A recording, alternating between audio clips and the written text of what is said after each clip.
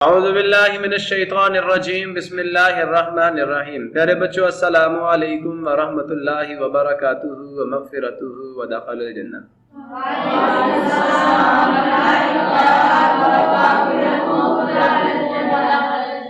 रब्बिश्रह ली सदरी व यस्सिर ली अमरी वहलुल उक़दतम मिन लिसानी यफ़क़हू क़ौली। Rabbi ज़िदनी इल्मा rabbi ज़िदनी इल्मा rabbi ज़िदनी इल्मा rabbi ज़िदनी इल्मा। अल्लाहुम्मा इन्नी अस्अलुका इल्मन नाफ़िआ व रिज़्क़न तय्यिबा व अमलन मुतक़ब्बला। अल्लाहुम्मा अल्लिमनी अल किताब वल हिसाब। अल्लाहुम्मा ज़क्किरनी मिन्हु मा नसीतु व अल्लिमनी मिन्हु मा जहिलतु। अल्लाहुम्मा ख़ुज़ बियदिक।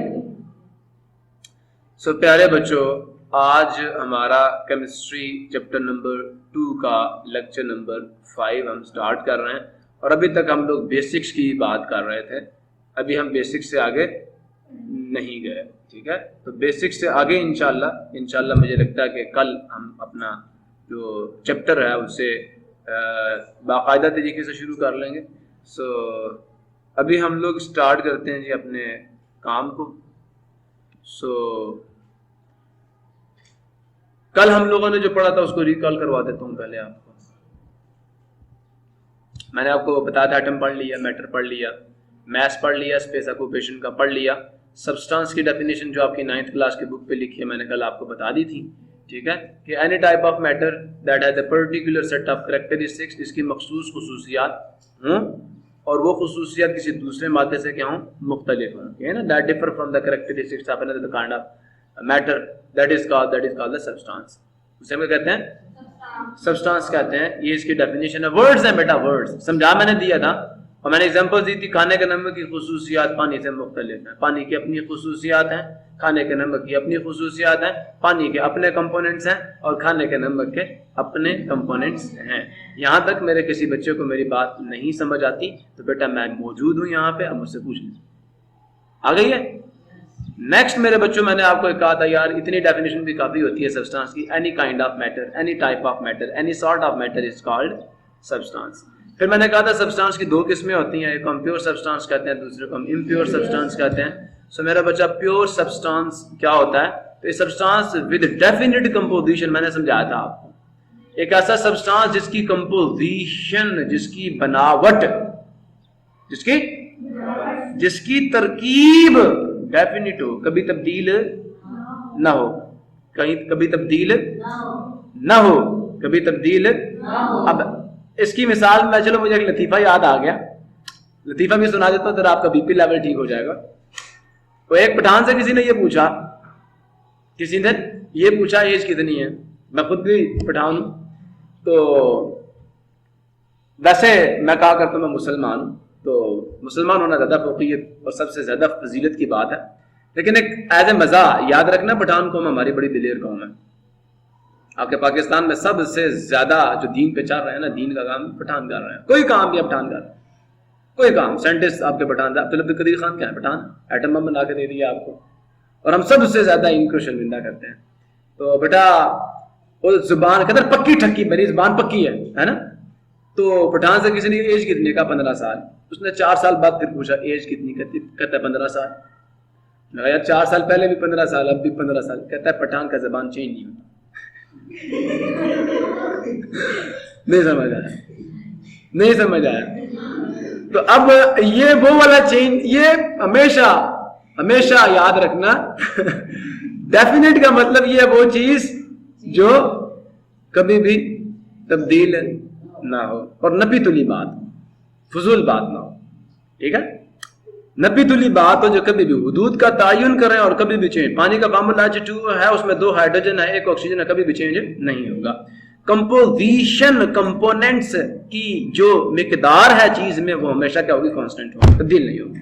पानी में हाइड्रोजन, पानी के एक मॉलिक्यूल में हाइड्रोजन हमेशा 2 होंगे, ऑक्सीजन क्या होगा, 1 होगा। डेफिनेट कंपोजिशन है, कंपोनेंट्स की मिकदार मखसूस है, खास है।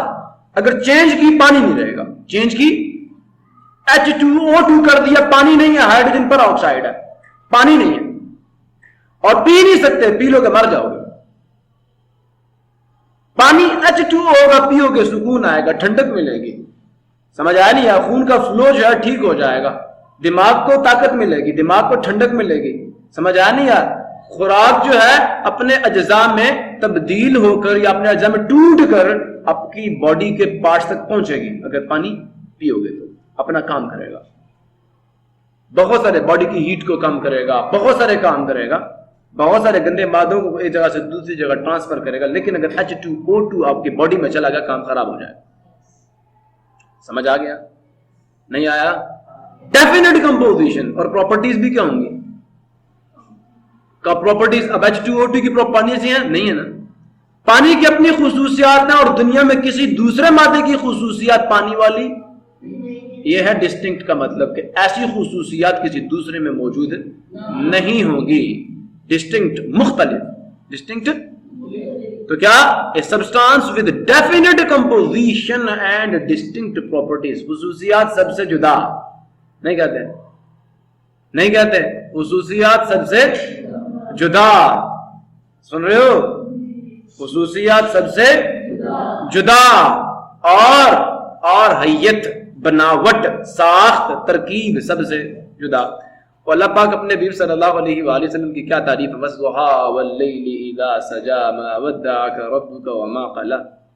अल्लाह अपने बारे में क्या फरमाता है? लैसा कमिथलिही शै, अल्लाह जैसा है ही कोई नहीं, वो सबसे जुदा है। अल्लाह की मखलूक एक दूसरे से जुदा जुदा है, अल्लाह जैसी तो बात ही बड़ी अलग है ना, तो बहुत ऊपर की बात है। लैसा कमिथलिही शै वहुव समीउल अलीम, वो समीउल बसीर। तो मेरे बच्चों, मेरे प्यारे बच्चों, आपके दिल में जो सोचें आ रही हैं ना, वो सुन रहा मैं नहीं सुन सकता। वो ऐसी जात है, आपके दिल में आने से जो सोच आने से पहले भी उसको पता होता क्या आएगी। सुन रहे हो? तो एक ऐसा मादा जिसके अज्जाए तरकीबी क्या हो? खास हों, ठीक है, और उस जैसी खुसूसियात किसी दूसरे में ना हो। डिस्टिंक्ट प्रॉपर्टीज का मतलब ये है, उसे हम कहते हैं प्योर मैटर, उसे कहते हैं प्योर सब्सटेंस।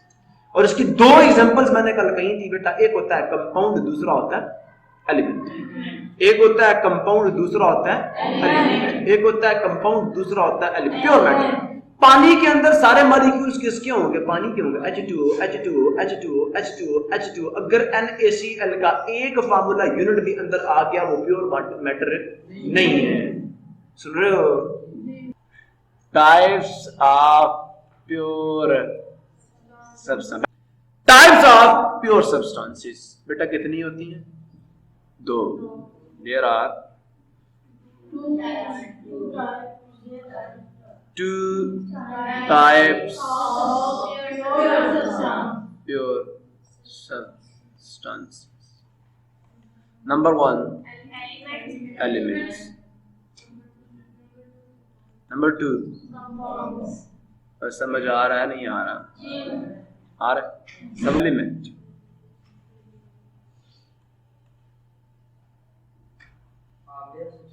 हाँ, पहली बात किसकी टाइप है? प्योर की। तो लिखोगे ए प्योर सब्सटेंस। कौन सा सब्सटेंस है? प्योर सब्सटेंस जी।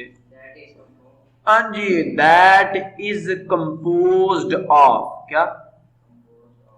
कंपोज्ड कंपोजिशन से निकला। कंपोज्ड ऑफ का मतलब का बना हुआ, का या made up of. Made up of, बना हुआ, का बना हुआ। आपका मतलब का बना हुआ। किसका बना हुआ?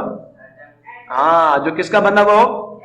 एलिमेंट किनके मिलने से बनता है? तो सोना किसके मिलने से बनता है? चांदी, लोहा, कार्बन, हाइड्रोजन, पानी, एटम्स ही हैं। और मॉलिक्यूल्स एटम्स के मिलने से बने। ठीक है, सुन रहे हो? 118 एलिमेंट्स हैं। अल्लाह ने 118 एटम्स बनाए दुनिया में और उनसे पूरी दुनिया को तख्लीक कर दी। A pure substance, a pure, a का मतलब क्या बेटा? एक। प्योर का मतलब खालिस। हाँ, खालिस का मतलब कोई दूसरी चीज नहीं आएगी। अब सारे एटम्स इसी के होंगे। सुन रहे हो? सब्सटेंस का मतलब क्या? शय, एक खालिस शय। कौन सी शय? खालिस शय। अब ये नहीं कि वो दरिया समा के किनारे बैठ के बीच में कुछ और भी डाल रहे हैं तुम, तो कभी कभी मछली भी आ जाती है बीच में, कभी कभी मेंढक भी आ जाता है, तो वो खालिस को ना खालिस बना रहे होते हैं ना। जितना पानी अल्लाह ने दूध में डाला उतने रहने दो, ना चेंज करो, उसे चेंज कर रहता है, तो खालिस दूध ना हुआ, फिर पानी वाला दूध हुआ। ठीक है, तो क्या? ए प्योर सब्सटेंस, ए खालिस शय, दैट जो दैट इज यहां आएगा, दैट इज जो है, कंपोज्ड ऑफ, बनी हुई या की बनी हुई। किसकी बनी हुई? एटम्स की बनी हुई। किसकी बनी होती है?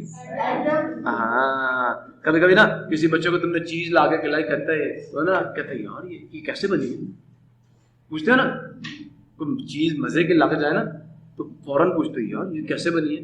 अंदाजा आता है इसमें घी डाला, इसमें शक्कर डाली, इसमें ये डाला, इसमें वो डाला। अच्छा ठीक है, ये डाला, लेकिन कैसे बनाते हैं? अब पूछेगा तरीका बता, स्ट्रक्चर बता, कैसे मिलाऊं तो बनेगा। सुन रहे हो ना? अल्लाह वाला यही तो समझा रहा हूं कि एलिमेंट किसका बना हुआ होता है? एटम्स का बना। ये कौन सी बुला यार, एटम से मिलकर बनती है। इसकी ईंट है, ये वो इमारत है, ये वो इमारत है, ये वो इमारत है जिसकी ईंट है, जिसके बनाने वाले कौन है? एटम। कौन है? एटम तो पता है ना। अब जो चीज पता उसकी जुबान में नई चीज सीख। बहुत सारे एटम्स इकट्ठे, बहुत सारे इंसान इकट्ठे हो जाए तो उसको कहते हैं हुजूम है, भीड़ है, रश कहते हो ना। बहुत सारे एटम्स जो कि एक जैसे हो, क्यों एक जैसे एटम्स इकट्ठे हो जाए तो उनको हम क्या कहते हैं? बोलो, पर लिखा हुआ क्या कहते हैं? टॉपिक है element. Element, that pure substance will be element. सारे एटम्स सोने के इकट्ठे हो जाए तो सोना नहीं कहते तुम लोग, हाँ? तो याद रखो, ए pure substance that is composed of atoms having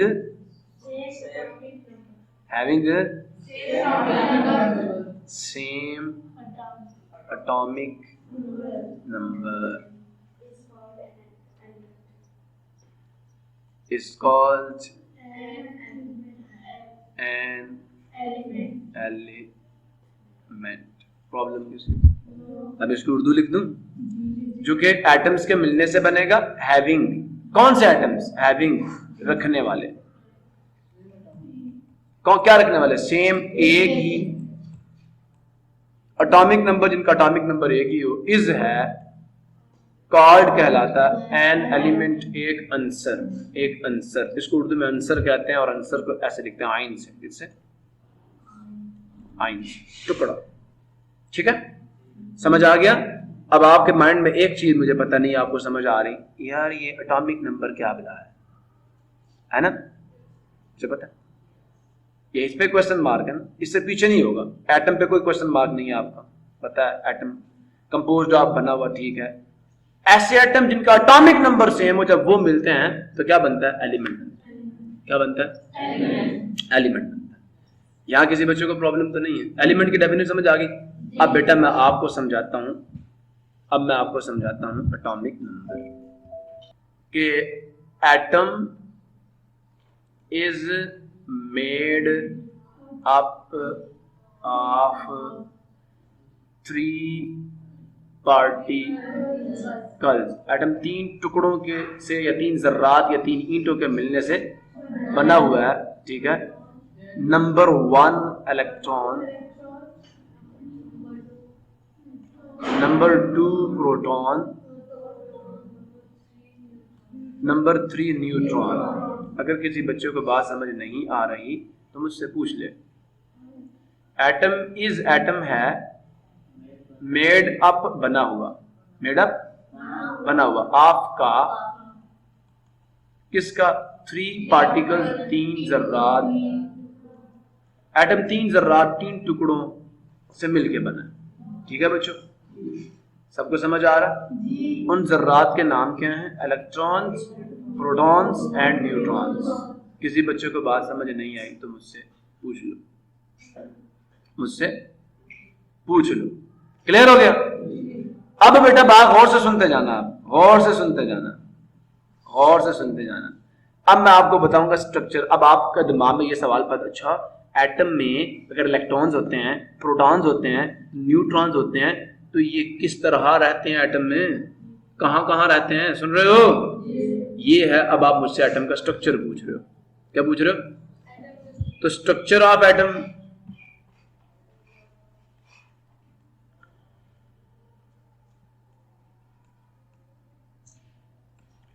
atom की साख, एटम की साख। तो बेटे इसकी डेफिनेशन ये है, डेफिनेशन को गौर से सुन लो। द अरेंजमेंट, वेरी गुड, इन्हें सब एटॉमिक पार्टिकल्स भी कहते हैं, ठीक है। Atom is made up of 3 particles called सब एटॉमिक पार्टिकल्स, इन्हें सब एटॉमिक पार्टिकल्स कहते हैं। अच्छा, कॉल्ड कहलाते हैं सब एटॉमिक, ठीक है, जेली एटमी। जैल कहते हैं छोटे को, जैल कहते हैं। अब ये एटम के टुकड़े हैं ना, तो जेली एटमी। पार्टिकल्स किसे कहते हैं? जर्रात। ये एटम के टुकड़े हैं, एटम से भी छोटे होते हैं बहुत ज्यादा, ठीक है, ठीक है। तो द अरेंजमेंट, तरतीब, क्या बेटा? तरतीब किसकी? ऑफ, किनकी, किनकी तरतीब, किनकी तरतीब? हाँ, इन जर्रात की क्या तरतीब है? द अरेंजमेंट ऑफ सब atomic particles in an atom is called structure of atom, ठीक है बेटा, उसे हम स्ट्रक्चर ऑफ एटम कहते हैं। क्लियर है? आपका मतलब कि सब एटॉमिक पार्टिकल्स की बता दिया मैंने। इनका मतलब में, एक एटम में जो सब एटॉमिक पार्टिकल्स हैं, ठीक है, इनका एन का मतलब एक एटम का मतलब एटम में, इज है कॉल्ड कहलाती स्ट्रक्चर ऑफ एटम, उसे एटम की साख कहते हैं। तो बेटा याद रखना, अब एक और बात बताते चलो, there are 2 parts of an atom. Atom के कितने हिस्से हैं? 2। Number 1 shell, orbit, energy level, outer part, सब एक चीज के नाम। न्यूक्लियस, क्या?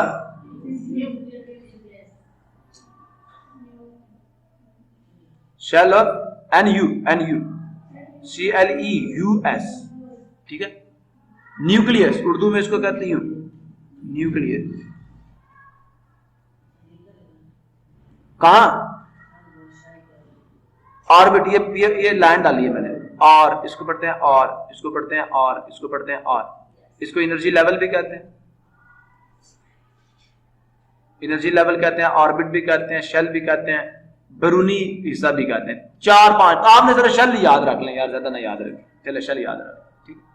न्यूक्लियस भी कहते हैं, इनर पार्ट भी कहते हैं, इनर कोर भी कहते हैं, काफी। इसको उर्दू में मरकजा कहते हैं। अब एक सवाल आपके माइंड में पैदा हो रहा होगा, यार ये शेल क्या है? हो रहा है ना? मैं अब अंडा फ्राई करके किस किसने खाया? चलो देखा किस किसने फ्राई हुआ अंडा? नहीं देखा आप लोगों ने? सबने देखा? अच्छा देखें, सेंटर पे क्या होता है?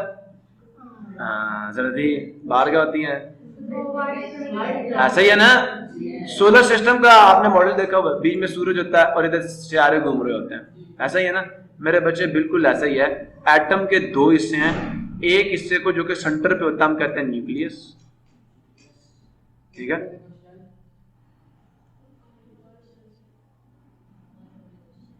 और बाहर वाले को हम कहते हैं शेल। ये रास्ता होता है, ये क्या होता है? ये लाइन, सिर्फ ये लाइन है, अंदर ये यहाँ पे नहीं होंगे इलेक्ट्रॉन, यहाँ इस लाइन पे इलेक्ट्रॉन घूमेंगे, इस पे क्या होंगे? ये इलेक्ट्रॉन्स हैं, इन पे नेगेटिव चार्ज होता है, और न्यूक्लियस में कौन होता है? प्रोटॉन्स होते हैं और न्यूट्रॉन। तो प्रोटॉन्स और न्यूट्रॉन्स कहाँ पे होते हैं? न्यूक्लियस में, और इलेक्ट्रॉन्स कहाँ पे होते हैं? शेल में, ठीक है जी। तो लो जी, शेल की डेफिनेशन आ गई, द सर्कुलर पाथ। ये क्या पाथ है? ये एक रास्ते का नाम है। डायरेक्ट आपने बता दें यार एक दायरवी रास्ता है, क्या एक दायरा नुमा रास्ता है। कहां पे है ये जी? The circular path around the nucleus in which electrons is called shell.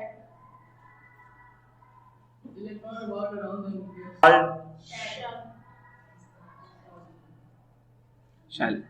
Around कहते हैं गिर्द, किसके गिर्द? न्यूक्लियस के गिर्द एक दायरवी रास्ता, अराउंड द न्यूक्लियस, न्यूक्लियस के गिर्द, इन विच जिसमें इलेक्ट्रॉन्स, कौन? इलेक्ट्रॉन्स रिवॉल्व, घूमते हैं, क्या करते हैं? इज है कॉल्ड कहलाता शेल। हम उसे शेल कहते हैं, शेल को उर्दू में खोल कहते हैं, ठीक है, शेल कहते हैं, मिधार कहते हैं, ठीक है जी। बात नहीं समझ आई? एटम के दो हिस्से हैं, एक को शेल कहते हैं, दूसरे को न्यूक्लियस कहते हैं। शेल मैंने बता दिया, न्यूक्लियस भी सुन लो। मरकज़ भी सुन लो, द सेंट्रल पार्ट, कौन सा? मरकजी हिस्सा। कौन सा हिस्सा? मरकज भाई है ना। The central part of an atom in which, जिसमें कौन होते हैं? Protons and neutrons are present is called,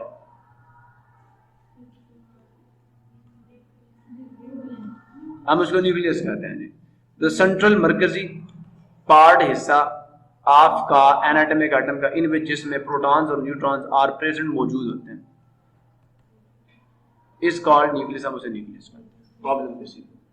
तो आज आपको पता चल गया एटम कैसा होता है। दो हिस्से होते हैं, एक को शेल कहते हैं, दूसरे को न्यूक्लियस कहते हैं। कल आपको राजी रखे, खुश रखे, आबाद रखे, खुश रहा कीजिए, उस्तादों के लिए दुआएं किया कीजिए और नाराज ना हो पूछ लिया कीजिए यार।